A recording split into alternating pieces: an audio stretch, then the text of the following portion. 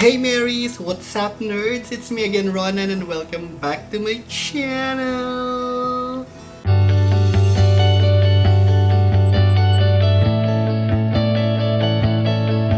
Hello dreamers! Hey guys! Kamusta naman kayo guys? So I hope na okay lang kayo. Kamusta naman yung quarantine life natin? Okay, so patapos na yung October, no? Tapos na yung October. November na tayo and isang buwan na lang, December na, no? Ang bilis, no? Matatapos na yung 2020. Pwede na tayo humingi ng refund for 2020, di ba? Okay, guys. So, for this video, no, ibahin naman natin yung content natin ngayon. Hindi naman siya related sa anxiety.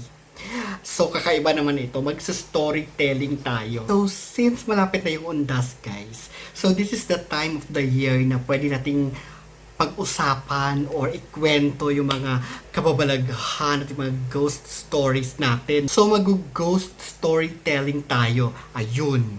Okay, just to give you a background guys, before ako lumipat sa Katipunan, kasi I've stayed in Katipunan for a long time, no? So, before ako lumipat dun sa Katipunan, after college, magbabarkada kaming pumunta dito sa Manila. Kasi after college, gusto naming maging independent, gusto namin magtrabaho agad, ganyan.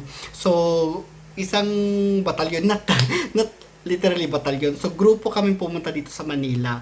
And then, napadpad kami sa Quezon City. Pero sa, I think, Project 2 yata, Project 3.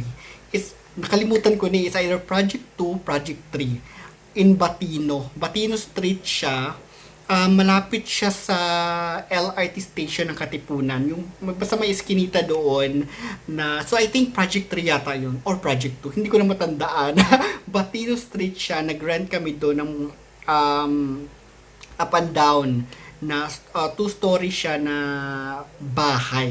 Para siyang townhouse style, ayun. So, ilan ba kami doon? 5 yata kami nakatira doon. Pareho kaming mga halos isang parang nagtatrabaho na, tapos the rest mga kami fresh graduate. So the year was 2004.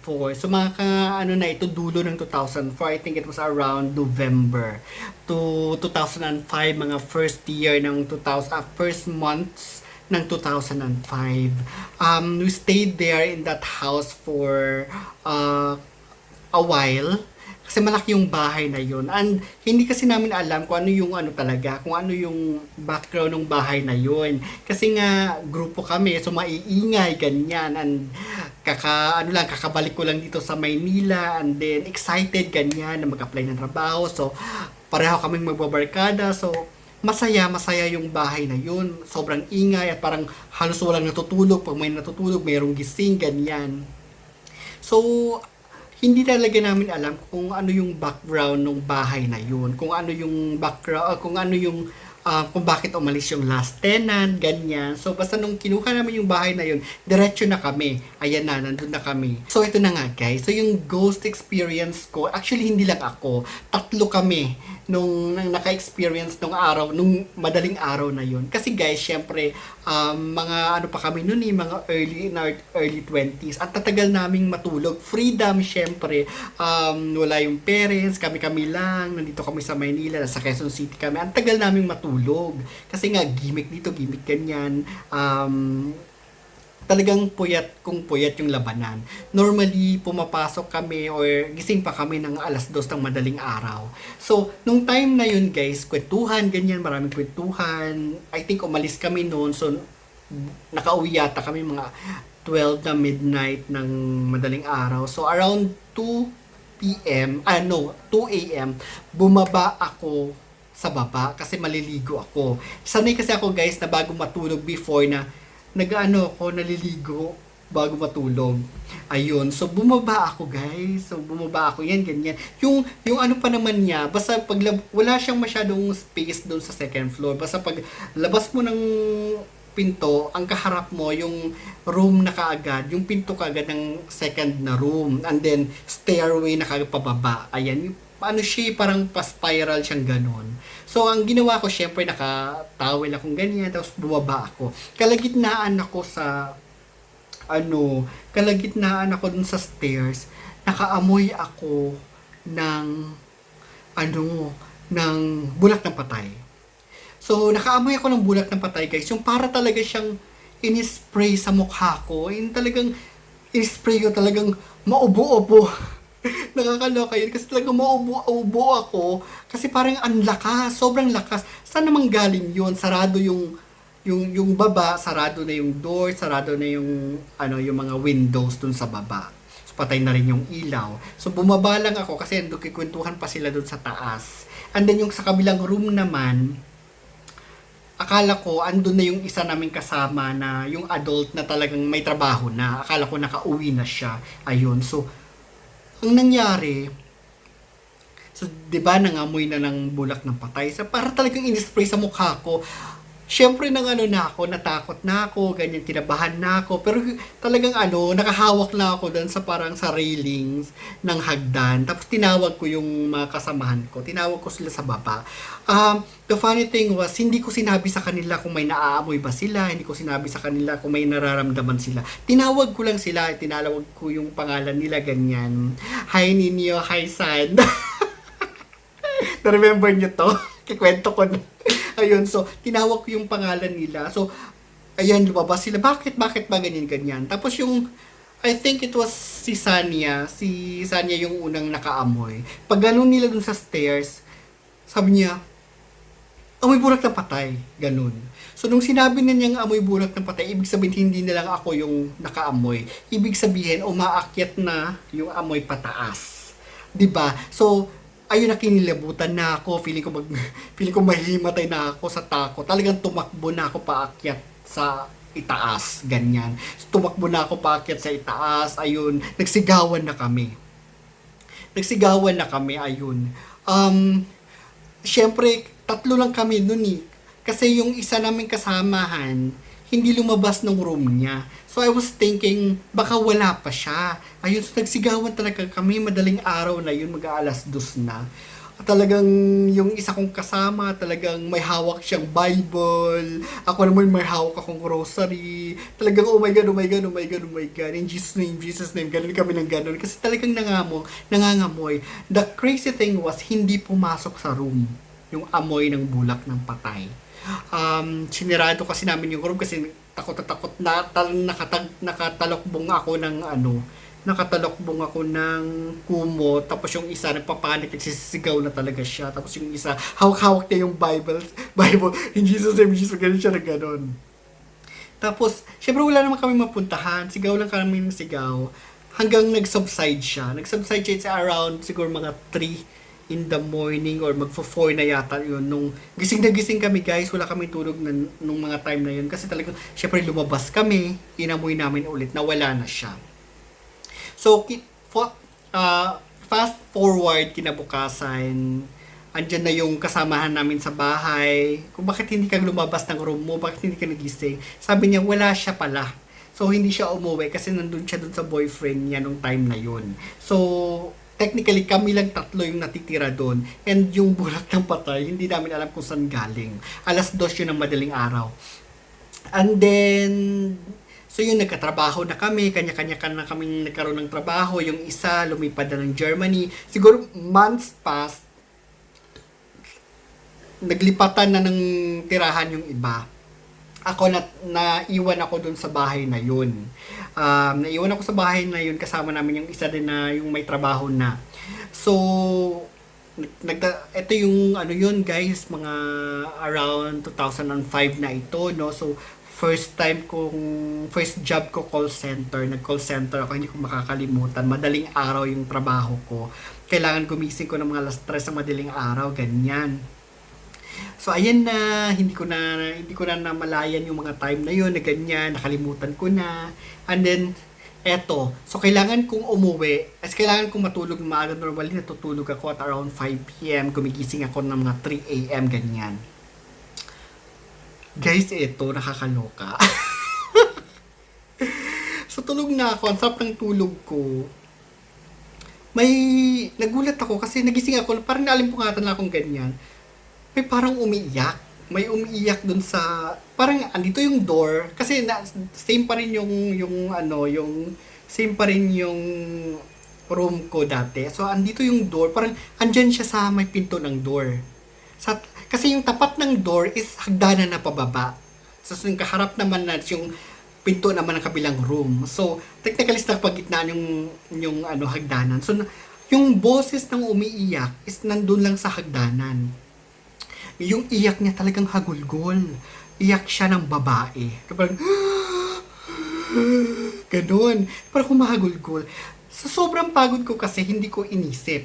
Hindi ko siya inisip. Lagi inisip ko lang na, ako si ate, yung kasamaan ko sa kabilang room. So baka man nag-away sila ng boyfriend niya or baka tinawagan ulit siya ng kapatid niya sa States na parang kasi lagi yung pinatawagan ng kapatid niya sa States ng madaling araw tapos pinapagalitan ng something tapos yun baka pinapagalitan siya so umiiyak siya doon humahagulgol.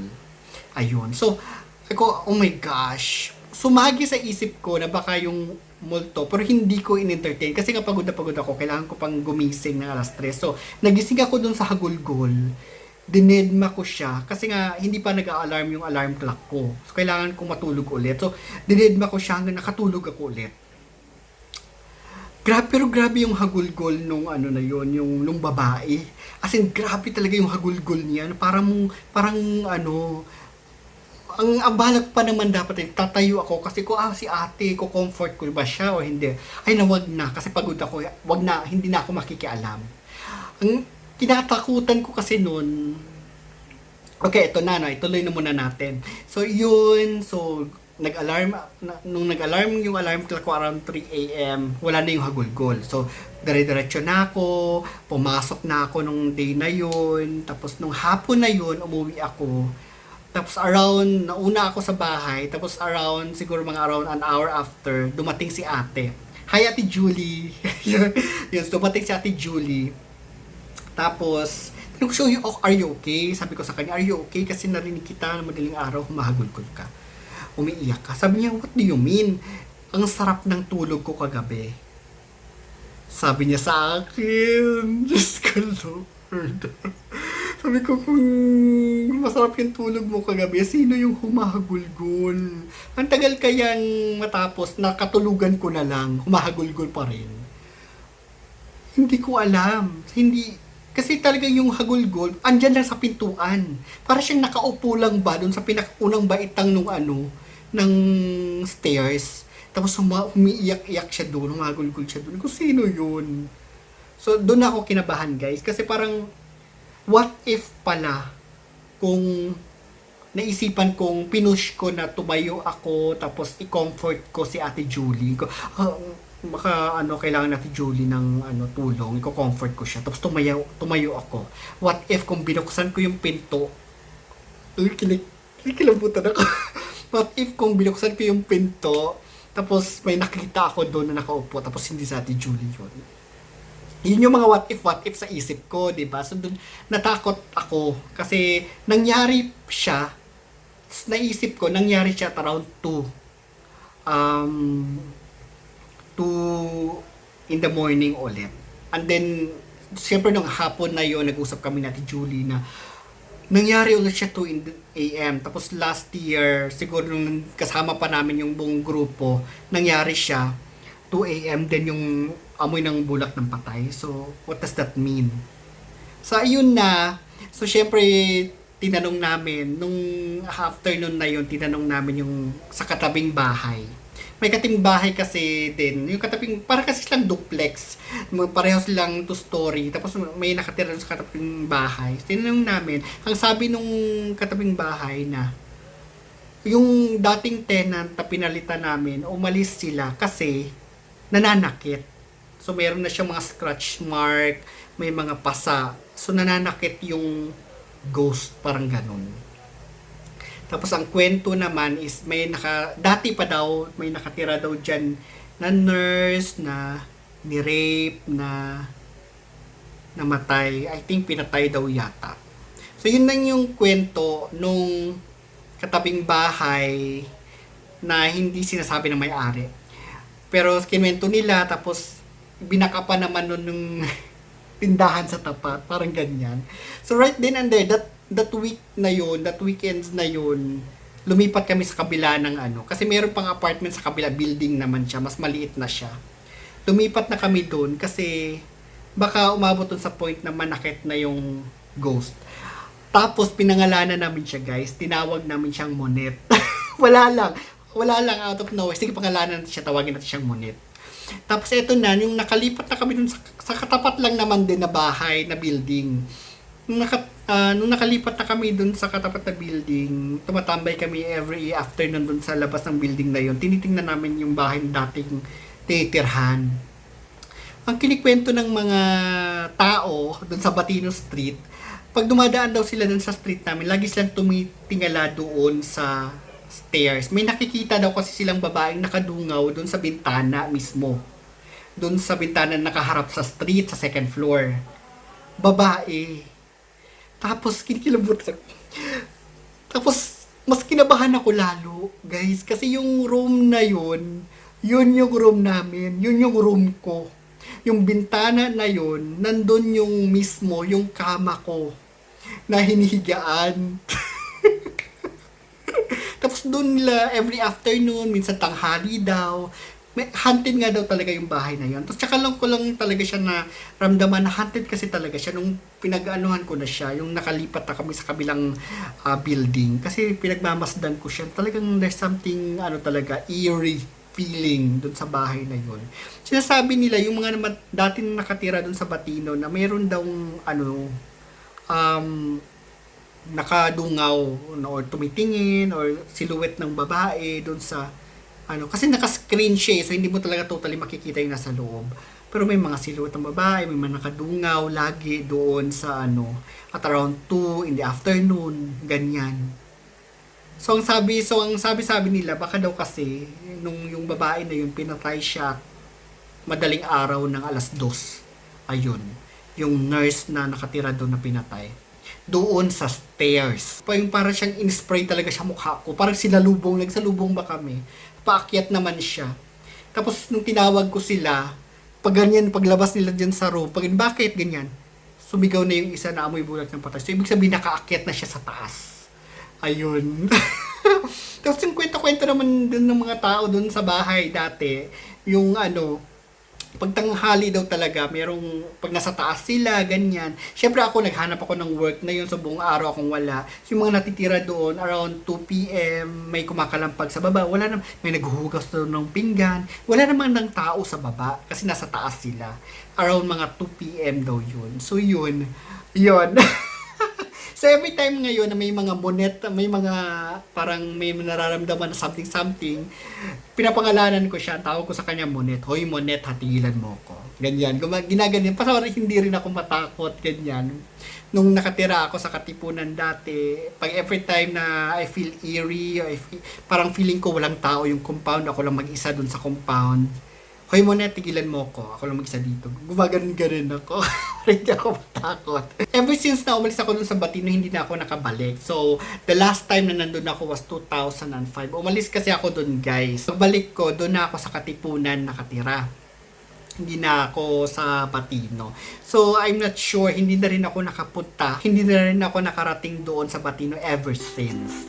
Ayun. So, hindi ko na alam kung nandun pa rin ba yung bahay or kung may sumunod ba sa amin na tenants, kung ano man yung kwento, ganyan. Naisip ko lang siyang ikwento kasi I know na we love stories, di ba? Ako, I love stories. I love telling stories, ganyan. I love reading stories. I love listening to stories. And since na mag-uundas na nga Halloween, ganyan. So, napapanahon, sabi nga ng aking Himalayan salt lamp. Ayun. So, ayun guys. Sana nag-enjoy naman kayo. So, kakaiba yung video natin ngayon na hindi ito yung typical na anxiety video. So, sana naman na-enjoy nyo. Please give me a thumbs up. Tapos, subscribe kayo sa channel natin. And, resume tayo next time sa, next natin video sa mga anxiety videos natin. No? So, yun. Let me know what you think. Kung meron din ba kayong mga kwentong kababalaghan, comment down below. Ayun. So thank you so much. I hope na maging okay yung November 1 ninyo, 'di ba? Yun, ipagdasal natin yung mga relatives natin na nasa heaven na. Ayun. Thank you so much sa mga support ninyo. And yeah, please give me a thumbs up and please subscribe to my channel. Ayun. So, hanggang dito na lang muna, no? Thank you din sa mga bago natin subscribers. Welcome, guys. And I hope na sana may makuha naman kayo sa mga videos natin when it comes to anxiety. Ayun. So, as I've always said, guys, please choose life. So, please choose happiness. And please start your day with a smile. Ayun. And please stay at home, stay safe, and God bless you all. Thank you. Hanggang sa next video na lang ulit, ha? Bye-bye.